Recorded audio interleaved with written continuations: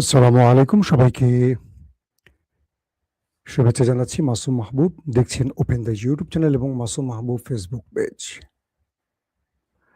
বেশ কিছু গুরুত্বপূর্ণ খবর আছে। একদিকে ইরান যুদ্ধের জন্য মরিয়া, অন্যদিকে পালাচ্ছে আমাদের টেম্পু কাকা। হুম, টেম্পু কাকাকে বুঝতে পারছেন তো? দর্শক, আজকে আমি অনেকগুলো আপডেট খবর দিতে চাই। মোটামুটি ব্রেকিং খবর বলা যায় এবং যুদ্ধের পুরো সিনারিটা আপনারা আজকের লাইভে বুঝতে পারবেন এবং এই যুদ্ধে ইতিমধ্যে কারা পরাজিত, কারা বিজেতা, সেই বিষয়টি আপনারা বুঝতে পারবেন আজকের আলোচনা থেকে। হঠাৎ করে ইরানের বডি ল্যাঙ্গুয়েজ কিংবা ভাষা পরিবর্তন হয়ে গেছে। আজকে ইউরোপের এক শক্তিশালী দেশকে ইরান কি বলছে জানেন? যারা কদিন আগেও আমাদের অপমান অপদস্থ করত, আমাদেরকে পাত্তাই দিত না, তারা আমাদের পায়ের কাছে লুটিয়ে পড়ছে। বুঝছেন কি বলছে ইরান? পাশাপাশি ইরানের যে প্রস্তাবনাগুলো পাঠানো হয়েছিল আমেরিকাতে, এগুলো আমেরিকার পক্ষ থেকে রিজেক্ট করে দেয়া হয়েছে। ৩ নম্বর গুরুত্বপূর্ণ খবর হলো ইরানের ভেতরে আবারও রেজিম চেঞ্জ, সরকার পরিবর্তনের নীল নকশা আঁকছে আমেরিকা, ইসরায়েল।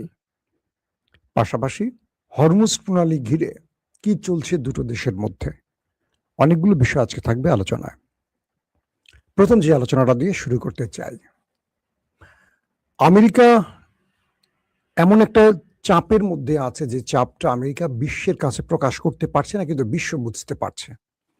মার্কিন যুক্তরাষ্ট্রের ইতিহাসে যখন তারা পরাশক্তি হয়ে দাঁড়িয়েছে, তারপর থেকে এত কঠিন শক্ত চাপে তারা পড়েনি। বজ্র আটনি ফসকা গিরো, একটা কথা আছে না, প্রবাদ, অনেকটা এরকম। সোভিয়েত ইউনিয়ন, পুরো পৃথিবী তাদের হাতের মুঠোয় ছিল, কন্ট্রোলে ছিল। পৃথিবীর সবচেয়ে বড় পরাশক্তি ছিল সোভিয়েত ইউনিয়ন। তারা যখন আফগানের সাথে যুদ্ধটা শুরু করলো, খুব মন দিয়ে শুনবেন এই কথাগুলো, তারা যখন আফগানের সাথে যুদ্ধটা শুরু করলো, আমেরিকা তাদের সকল প্রক্সি বাহিনী নামিয়ে আফগানকে সমর্থন দিল। কি দাঁড়ালো? সোভিয়েত লম্বা সময় যুদ্ধ করতে করতে একটা সময় সোভিয়েত ভেঙে গেল, সোভিয়েত দুর্বল হয়ে গেল, আজকে রাশিয়া হয়ে গেল। এরপর থেকে পরাশক্তির চেয়ারে বসলো আমেরিকা। এই মুহূর্তে আমেরিকার পরপর যদি কোনো রাষ্ট্রকে ধরা হয়, সেটা হলো চীন। তৃতীয় সারিতে গিয়ে রাশিয়া পড়ে, অথচ একটা সময় পুরো পৃথিবীর কন্ট্রোল ছিল রাশিয়ার হাতে। ঠিক রাশিয়ার ভাগ্য বরণ করতে যাচ্ছে কি আমেরিকা? এই প্রশ্নটি এখন সবচেয়ে জোরে সরে আসছে, কারণ আমেরিকা ইরানের সাথে লড়াই করে পুরো পৃথিবীর কাছে যে নাকানি চুবানি খেয়েছে, এটা নতুন করে আর বলার কিছু নেই। ন্যাটোর মতো দেশ আজকে কি করেছে জানেন? ন্যাটোর নতুন একটি বৈঠক হওয়ার কথা ছিল, ন্যাটো সামিট বা ন্যাটোর একটা বড় গুরুত্বপূর্ণ ইভেন্ট হওয়ার কথা। ন্যাটো ডোনাল্ড ট্রাম্পের ভয়ে সেই সামিট বাতিল করে দিচ্ছে। বলা হচ্ছে, যদিও তারা বলেনি ডোনাল্ড ট্রাম্পের জন্য বাতিল করছে, তারা বলছে বর্তমান প্রেক্ষাপটে এই মুহূর্তে ন্যাটোর বৈঠকটি খুব বেশি গুরুত্বপূর্ণ নয়। ন্যাটো আসলে ভয় পাচ্ছে কি জানেন? যে ন্যাটোর সামিট হলে ট্রাম্প সেখানে আসবে এবং উল্টাপাল্টা এমন কিছু করবে বা বলবে যাতে ন্যাটো আরো দুর্বল হয়ে পড়বে। তাই ন্যাটো চাইছে না কোনোভাবেই ট্রাম্প এসে এখানে কোনো লেজে গোবরের অবস্থা তৈরি করে। তো ন্যাটোর মতো একটি সংস্থা ট্রাম্পের কারণে তাদের সামিট যদি বাতিল করে, তাহলে বাকিটার কি বলার থাকে? যে ন্যাটোর মূল শক্তি হলো আমেরিকা। অর্থাৎ ইরানে 40 দিনের যে অভিযান চালিয়েছিল আমেরিকা ইসরায়েল, এই 40 দিনের অভিযানে ইসরায়েল এবং আমেরিকা ভেতর থেকে ব্যাপক দুর্বল হয়ে পড়েছে। বলা হচ্ছে আমেরিকার মতো পরাশক্তি তাদের বিশাল মিসাইল ভান্ডার শেষ করে ফেলেছে, তাদের অস্ত্র ভান্ডার অনেকটা খালি করে ফেলেছে এক ইরানের বিরুদ্ধে লড়াই করতে গিয়ে। আসো, কিছু বলবা? ওকে। তো এই ক্ষেত্রে ইরানের ব্যাপারে ডোনাল্ড ট্রাম্প যে তথ্যগুলো দিতেন, তিনি বলতেন যে ইরানের সকল অস্ত্র শেষ হয়ে গেছে, মিসাইল শেষ হয়ে গেছে, তাদের নেভি শেষ করে ফেলেছি, তাদের আইআরজিসি শেষ করে ফেলেছি, তাদের এয়ারফোর্স শেষ করে ফেলেছি। আজকে নতুন করে মার্ক রুবিও কি বলেছে তাদের পররাষ্ট্রমন্ত্রী জানেন? যে ইরানের অর্ধেক মিসাইল ড্রোন এখনো অক্ষুণ্ণ আছে, এখনো ঠিক আছে, তাদের ভান্ডারে এখনো প্রায় অর্ধেক মিসাইল ড্রোন আছে। এই অর্ধেকের সংখ্যাটা তিনি বলেননি। ইরান বলছে তাদের মিসাইলই আছে প্রায় ৮০,০০০-এর উপর এখনো। ৮০,০০০ মিসাইল ইরানকে মারতে কতদিন সময় লাগতে পারে? আর এই ৮০,০০০ মিসাইল মারতে কতদিনের হিসেব না করে শুধু এটুকু ভাবেন, গালফ আর ইসরায়েলে যদি মারে আর কিছু থাকবে? ৮০,০০০ মিসাইল মারলে আর কিচ্ছু থাকবে? অর্থাৎ মার্ক রুবিও যখন এই কথা বলেন তখন মনে হয় যে ডোনাল্ড ট্রাম্প আগে যেটি বলেছেন মিথ্যা বলেছেন। তো এই পরিস্থিতিতে হরমুজ প্রণালী ইস্যুতে ইরানের পররাষ্ট্রমন্ত্রী আব্বাস আরাকচি ৩টি দেশ সফর করেছেন। প্রথম পাকিস্তান, তারপর ওমান, তারপর ওমান থেকে আবার পাকিস্তান, পাকিস্তান থেকে আবার রাশিয়া। রাশিয়া এসে তিনি বসছেন রাশিয়ার প্রেসিডেন্ট ভ্লাদিমির পুতিনের সাথে। এরপর থেকে ইরানের বডি ল্যাঙ্গুয়েজ চেঞ্জ হয়ে গেছে, তাদের ভাষা পরিবর্তন হয়ে গেছে। রাশিয়া ইরানকে এমন কি দিল বা এমন কি আশ্বাস দিল যে ইরানের বক্তব্যের ধরনই পাল্টে গেল? ইরান বলছে যে যেসব ইউরোপীয় দেশরা আমাদেরকে ধর্তব্যে নিত না, আমাদেরকে অপমান অপদস্থ করে কথা বলতো, পাত্তাই দিত না, আমাদের জেট ইঞ্জিন তৈরির জন্য, জেট ফুয়েল ইঞ্জিন তৈরির জন্য আমাদের যে যন্ত্রাংশের প্রয়োজন আমরা চাইলে দিত না, কোনো প্রকার ইরানকে তোয়াক্কাই করতো না, মানুষই মনে করতো না, গোনাই ধরতো না, সেই দেশগুলো এখন ইরানের পায়ের কাছে এসে লুটুপুটি খায়। কি বলে? প্লিজ ইরান, হরমুজ থেকে আমার জাহাজটাকে আসতে দাও বা যেতে দাও। ইরান বলছে এটা হলো ইরানের অর্জন। যারা ইরানকে তোয়াক্কা করতো না, গোনাই ধরতো না, আজকে তারা ইরানের পায়ের কাছে লুটুপুটি খায়। ইরান বলছে, আমি বলছি না, এটা হলো ইরানের সবচেয়ে বড় অর্জন। রাশিয়া সফর শেষে ইরান এই টাইপের বক্তব্য এখন দেয়া শুরু করছে। তারা বলছে আমেরিকা যতদিন চাইবে যুদ্ধ চলবে, আমেরিকা শান্তি চাইলে চলবে, যুদ্ধ চাইলেও চলবে। আমেরিকাকে বলছে কে? ইরান। তার মানে ইরান আর তোয়াক্কা করছে না, আমেরিকা ইসরায়েলকে। পুরো মধ্যপ্রাচ্যে আমেরিকা তার সকল শক্তিকে জড়ো করছে ইরানের বিরুদ্ধে লড়াই করতে। ইরান পাত্তাই দিচ্ছে না। ইরান শুধু বলছে তুমি একটা মিসাইল মারো, আমি তোমার মিত্রকে 10টা মারবো। তুমি আমার তেলকূপ ধ্বংস করবে, আমি ওদের তেলকূপ 10টা ধ্বংস করব, ওদেরকে পথের ফকির বানিয়ে ছাড়বো। ইরান অর্থনৈতিক দৈন্যতার সাথে লড়াই করে অভ্যস্ত, আরবরা অভ্যস্ত না। ইরান চাইলে 3 বেলা না খেয়ে থাকতে পারবে, আরবরা পারবে না। ইরান চাইলে বিদ্যুৎবিহীন অন্ধকারে আকাশের চাঁদের আলোয় বসে থাকতে পারবে, ওরা পারবে না। কারণ ওদের দেশে যে প্রচন্ড তাপ, গরম, ওরা সিদ্ধ হয়ে মরে যাবে। এসি ছাড়া ওরা 1 সেকেন্ড চলতে পারে না। ওদেরকে সেইভাবে শেষ করা হবে যদি ওদের ভূমি থেকে ইরানে একটি আক্রমণ হয়। আমেরিকাকে চোখে চোখ রেখে ইরান বলছে, ভাবা যায়। এই মুহূর্তে ইরান চাইছে আমেরিকাকে সোভিয়েত ইউনিয়নের মতো ভেঙে রাশিয়া বানাতে। পৃথিবীর বহু দেশ ইরানের এই অবস্থাতে তারা রীতিমতো অবাক হয়ে গেছে যে ইরান কি করে আমেরিকাকে পাত্তাই দিচ্ছে না। ডোনাল্ড ট্রাম্প রেড টেলিফোনের কাছে বসে আছেন, ঘুমোচ্ছেন না। একটা টেলিফোন আসবে ইরানের পক্ষ থেকে, তিনি শুধু চাচ্ছেন ইরানের পক্ষ থেকে একটি টেলিফোন আসুক, একটি স্রেফ, শুধু বলুক ট্রাম্প যুদ্ধটা বন্ধ করো। তিনি গণমাধ্যমে বলবে আমাকে ইরান অনুরোধ করেছে যুদ্ধ বন্ধের জন্য, আমার বিজয় হয়েছে, বিজয় হয়েছে, আমি জিতে গেছি, ট্রফি আমার, খেলা শেষ, যুদ্ধ বন্ধ করে দেবে ট্রাম্প। কারণ কয়েক মাস পর মধ্যবর্তী নির্বাচন ট্রাম্পের, ট্রাম্প হেরে যাচ্ছেন। এক ইসরায়েলের ফাঁদে পা দিয়ে ইরানের বিরুদ্ধে লড়াই করতে এসে ট্রাম্পের জনপ্রিয়তা একদম ধপাস করে নিচে নেমে গেছে। ট্রাম্প এই নির্বাচনে জিততে না পারলে সবচেয়ে বড় ধাক্কাটি খাবে মার্কিন ইতিহাসে কোনো প্রেসিডেন্ট, এবং আগামীতে কোনো মার্কিন প্রেসিডেন্ট ইরানের বিরুদ্ধে লড়াই করার আগে 14 বার চিন্তা করবে না, 28 বার চিন্তা করবে। ইরান এই ধাক্কাটি আমেরিকাকে দিতে চাচ্ছে, কল্পনা করতে পারেন? আজকের আরেকটি গুরুত্বপূর্ণ খবর কি জানেন? ইরানের একজন প্রফেসর, তেহরান বিশ্ববিদ্যালয়ের একজন প্রফেসর হাসান আহমেদ, তিনি খুব পাওয়ারফুল একজন লেখক, কলামিস্ট, ভাষ্যকার, রাজনৈতিক বিশেষজ্ঞ যেটাই বলি, এবং রাষ্ট্রীয় অথবা এস্টাবলিশমেন্ট বা IRGCর খুব ঘনিষ্ঠ লোক হিসেবে বিবেচিত এই হাসান আহমেদ, তিনি তার একটি বক্তব্যে আজকে বললেন আমেরিকা ইসরায়েল নতুন আরেকটি পরিকল্পনা তৈরি করছে। সেই পরিকল্পনাটি হলো ইরানের রেজিম চেঞ্জ ঘটানো। অর্থাৎ আমেরিকা ইরানের রেজিম চেঞ্জ ঘটাতে গিয়ে যে ব্যর্থ হয়েছে সেটাকে তারা আবার নতুন করে রিশাফল করে আবার তারা এগুতে চায়।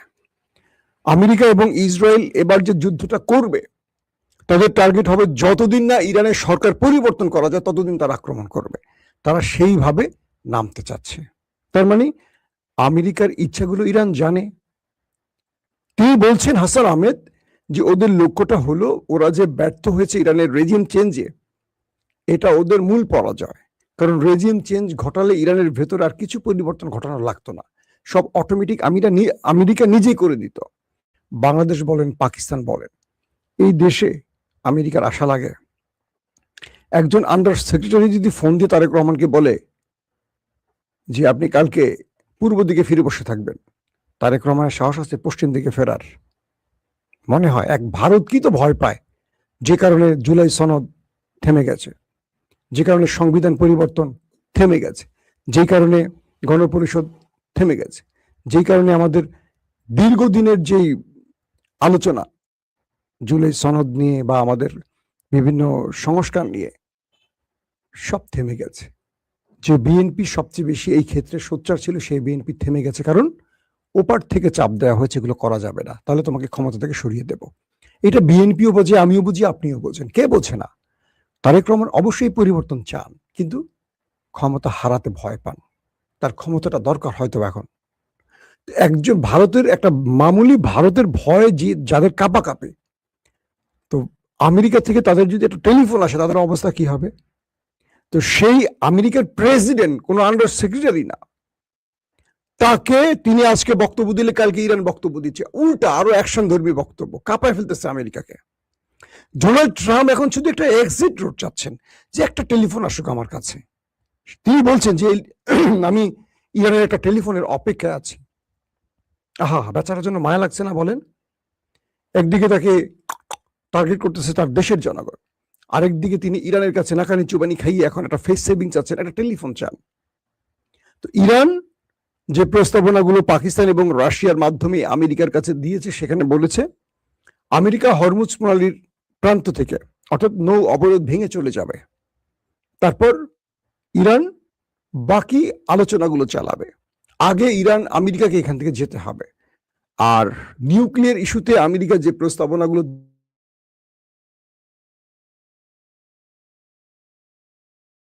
ইস্যু নিয়ে আমাদের আলোচনা হবে, আমেরিকার উপর নিষেধাজ্ঞা প্রত্যাহার এগুলো নিয়ে আমাদের আলোচনা হবে। কি ইরানের উপর নিষেধাজ্ঞা প্রত্যাহার, ইরানের অর্থ ফেরত আনা, মানে যতগুলো 10টা শর্তের 9টা শর্ত নিয়ে আমরা আলোচনা করব বা 10টা নিয়েই করব। তারপরে যদি সময় সুযোগ হয় আমরা নিউক্লিয়ার নিয়ে আলোচনা করতে পারি। মানে ইরানের টাইপটা বুঝতে পারছেন? মার্ক রুবিও বলছে যে না, তোমাদের এই প্রস্তাবনা রিজেক্ট, মার্কিন পররাষ্ট্রমন্ত্রী। তার মানে ইরানও খেলছে, আমেরিকা বুঝতে পারছে ইরান আমাকে বিশ্বের কাছে নত করে দেখাতে চায়। আমেরিকা বুঝতে পারছে যে ইরানের মূল টার্গেট হলো আমাকে সোভিয়েত ভেঙে রাশিয়া বানাবে, সেই কাজটি করছে। আমার অর্থনীতিকে, আমার ডলারকে পতন ঘটিয়ে ইউয়ানকে উঠাবে, আমার বিশ্বের যে খবরদারির ক্ষমতা সেটাকে লুপ্ত করতে চায়, আমাকে মধ্যপ্রাচ্য থেকে বের করে দিতে চায়। তো ইরান এটা করতে চায়, আমেরিকা এটাকে রক্ষা করে ইরানের সাথে একটা ফেস সেভিং চায়, কিন্তু ইরান রাজি না। তার মানে কি, এই যুদ্ধে বুঝতে পারছেন ইরান এখনো মাঠে আছে, আমেরিকা পালাতে চায়, একদম ডাইরেক্ট হিসেবে। আসেন, এখন যে বিষয়টি তৈরি হয়েছে যে আজকে গত রাতে ডোনাল্ড ট্রাম্প গুরুত্বপূর্ণ মিটিং করছেন তার জরুরি ক্যাবিনেট নিয়ে। সেই ক্যাবিনেটে তিনি ইরানের বিরুদ্ধে কি করবেন না করবেন, যুদ্ধের পুরো বিষয় নিয়ে আলোচনা করেছেন। হয়তো আজকে ঘুম থেকে উঠে তার কিছু বক্তব্য আমরা পাবো। আবার আমেরিকা বলছে যে, মানে আমেরিকা আবারও ইরানকে বলছে যে আমরা সম্মুখ ভাবে আসে আমরা আবার আলোচনায় বসে। আমেরিকা আসলে আলোচনা চাচ্ছে এখন, ইরান আলোচনা চাচ্ছে না। ইরান বলছে তুমি আগে যাও, তুমি যে সাগরের নৌ অবরোধ দিয়ে বসে আছো এখান থেকে ভাগো, তারপর আলোচনা। এখন সমস্যাটা বেঁধে গেছে কি জানেন? যদি ডোনাল্ড ট্রাম্প চলে যায়, পুরো পৃথিবীর গণমাধ্যম আমেরিকাকে ধপাস করে নিচে ফেলে দেবে যে ইরানের কাছে আমেরিকার পরাজয়। এই একটি শব্দ শিরোনাম হবে বলেই আমেরিকা কি করবে শেষ পর্যন্ত বুঝতে পারছে না। তাই ওই যে তেহরান বিশ্ববিদ্যালয়ের প্রফেসর হাসান আহমেদ বললেন যে ওদের টার্গেট এখন ইরানের আবার রেজিম চেঞ্জ ঘটানো, তাই ওরা সর্বোপরি কাজ করছে এবং যতদিন ইরানের ভেতরে রেজিম চেঞ্জ ঘটাতে না পারবে তারা লড়াইটা অব্যাহত রাখবে, যুদ্ধ চালাবে। ইরানের প্রফেসর বলছেন ওরা জানে না যে ইরান কিভাবে প্রস্তুতি নিয়েছে। বিগত 40 দিনের যুদ্ধে কারা পরাজিত হয়েছে বিশ্ব জেনে গেছে। আগামী দীর্ঘ সময়ের যুদ্ধে কারা জিতবে সেটা পৃথিবী দেখবে। তিনি বলছেন ইরানের 3 কোটি মানুষ যুদ্ধের জন্য প্রস্তুত।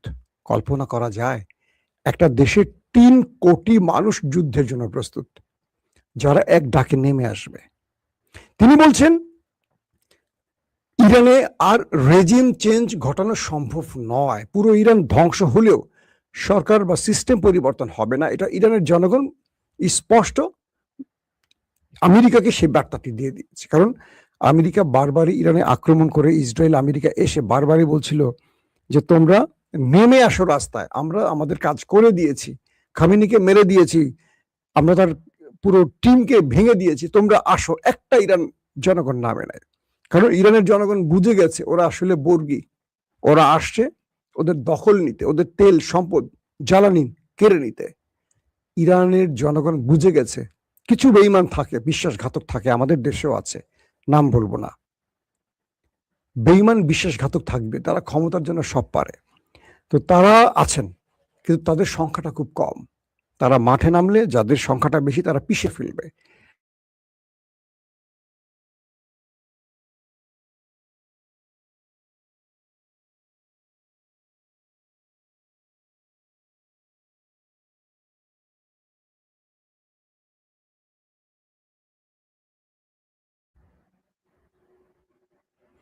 তো এই মুহূর্তে মূল জায়গাটা থেমে গেছে, ইরান পুরোপুরি ক্রিজে আছে ব্যাট হাতে, কিন্তু ট্রাম্প বল করতে চাচ্ছে না। বল করলে ছক্কা অথবা 4 মারবে, মাঠের বাইরে চলে যাবে। ট্রাম্প আউট করার সুযোগটি পাচ্ছেন না, না গুগলিতে, না ইয়র্কারে, না স্পিনে, না প্রেস, কোনোটাই পারছেন না। তাই ট্রাম্প আরেকটি আলোচনা চাচ্ছে ইরানের সাথে। দর্শক, আজকের মতো বিদায় নিচ্ছি। ইনশাল্লাহ আজকে আরো কয়েক দফা আপনাদের সামনে হাজির হব। সেই পর্যন্ত ভালো থাকবেন। অনেকে একজন প্রশ্ন করছেন আমার মেয়ে কেমন আছে। আমার মেয়েটা আলহামদুলিল্লাহ এখন কিছুটা ভালো আছে, তার মা তার সঙ্গে আছে। তারপরও আমি আপনাদের কাছে ছুটে আসছি, এসে আমি খবর দিয়ে আবার চলে যাচ্ছি, এরকম একটা দৌড়ঝাঁপের মধ্যে আছে। তো সবাই ভালো থাকবেন। আমার মেয়ের জন্য, আমার সন্তানদের জন্য, আমাদের সবার জন্য দোয়া করবেন। আল্লাহ হাফিজ।